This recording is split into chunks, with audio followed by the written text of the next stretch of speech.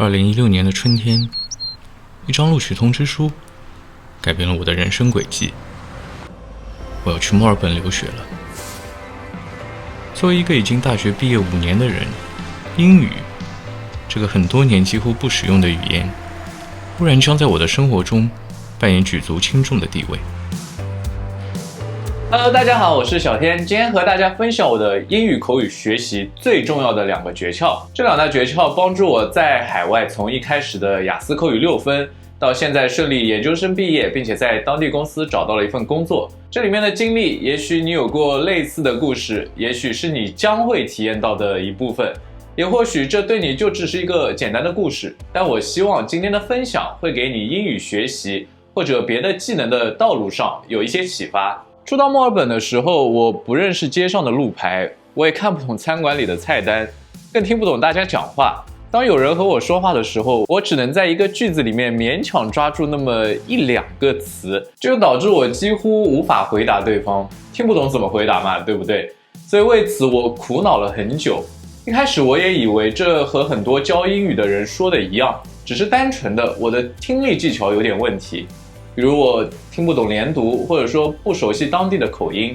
我就安慰自己没关系，听久了就能懂的。然而几个月后，这样的情况还是没有改变。可能小伙伴听到这里也会想到自己英语学习中类似的经历，平时听很多英语听力的，甚至还看很多英语博主推荐的最适合学习英语的美剧，为什么别说口语了，甚至连听力都没什么进步呢？有类似经历的小伙伴可以扣1。可能有人会告诉你，是因为在听的时候只是为听而听，没有思考，听完就过去了，这样听得再多，进步也会十分有限。但根据我亲身的学习经验，其实很多时候我们不是听得不够认真，而是确实就是听不懂，再多听几遍还是不懂。所以在摸索了很久之后，我终于发现了真正的原因。英语水平普通的我听不懂人家说话的原因，其实不在技巧，而是在最基本的词汇量不够。一方面，其实我们一路学到大学，学到的单词真的是非常有限。我查了一下，大学6级考试的单词词汇要求是6000到7000，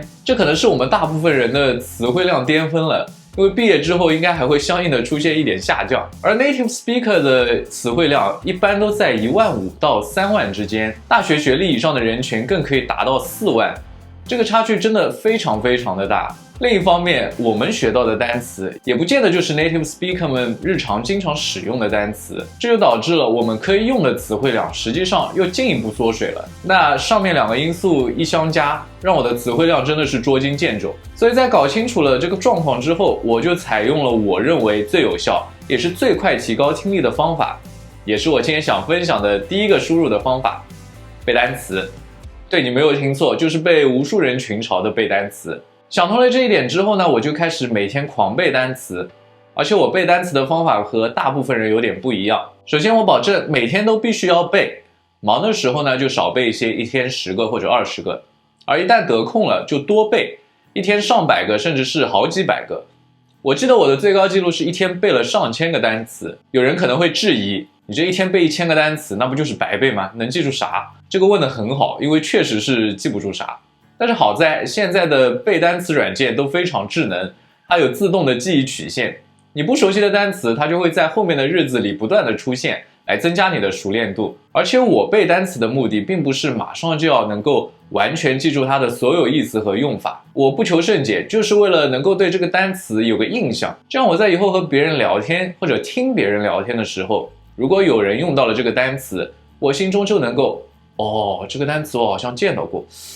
这什么意思来着？我大概知道怎么拼，好像是这个意思。然后聊天结束后，我就可以根据自己的记忆去查询这个词，加深自己的记忆，然后在之后有输出的机会时就可以拿出来用，模仿之前听到别人的用法来用，这样输入和输出就形成了一个循环。给大家分享一下我背单词的软件的截图，今天是我连续打卡的第1445天，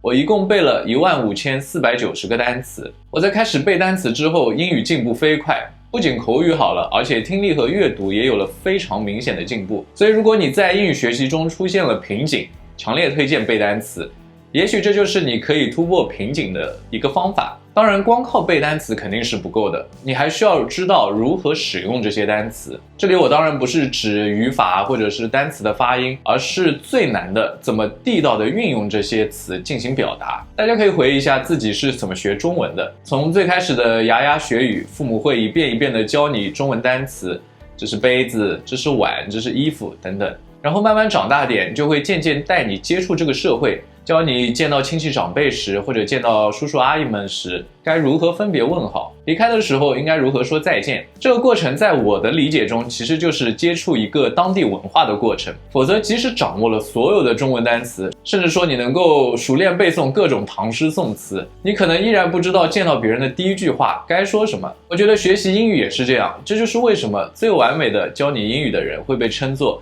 Language parents， 语言父母。在我们现实生活中，我们可以请老师教我们怎么去地道的表达，也可以通过自己的社交找人闲聊和请教。不过呢，请老师要花很多钱，然后出到海外，你又不见得有那么多的社交活动可以参加。所以我的解决方案就是看真人秀。当然不是什么真人秀都合适，最好是选取一档你所在国家本地的，而且每年都还在出新一季内容的真人秀，这样就可以接触到最符合你生活环境的文化，以及当下最流行的语言环境。那我很幸运，在我刚到墨尔本的时候，我的房东推荐我看了 MasterChef， 我要做厨神这个综艺。我当时想的是，做菜节目有什么好看的？但是之后就惊喜的发现，这个节目真的是太适合我这样初到海外的留学生或者上班族们了。我就从这档节目里面观摩到了当地人是怎么看待很多问题的，以及是如何进行聊天的。我也了解到了很多当地人 small chat 使用的语句，以及大家爱用的话题。比如在墨尔本，大家最喜欢聊的就是天气 weather、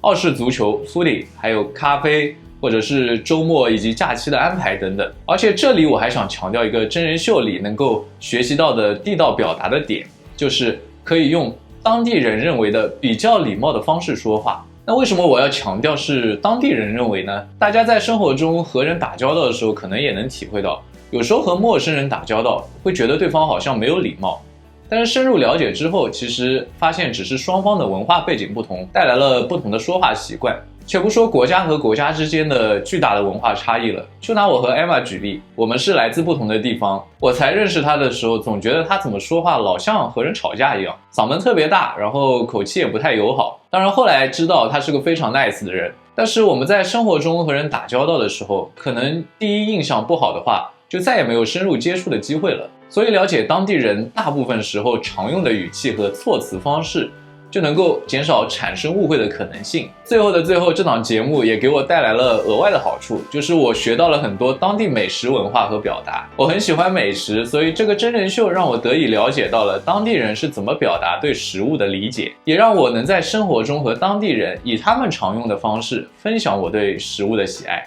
好啦，以上就是我英语口语学习经验分享的第2个视频。学习英语口语重要的2大诀窍，帮助我快速输入大量最需要的英语内容。英语口语学习如果只输入不练习，就无法熟练运用自己获得的知识。所以呢，我在之前也做了一期视频，是关于如何增加输出，也就是练习口语的机会的。有兴趣的小伙伴可以点击介绍栏里的链接去看看呗。输入的方法很多很多，每个人可能都有自己更喜欢的方法。如果你已经找到了最适合自己的方法，那祝贺你。如果你还比较迷茫，不知道从哪儿开始英语学习，那希望我今天的分享可以给你带来一点点启发。最后，祝正在看视频的你可以说一口流利的英语。我是小天，我们下个视频再见，拜拜。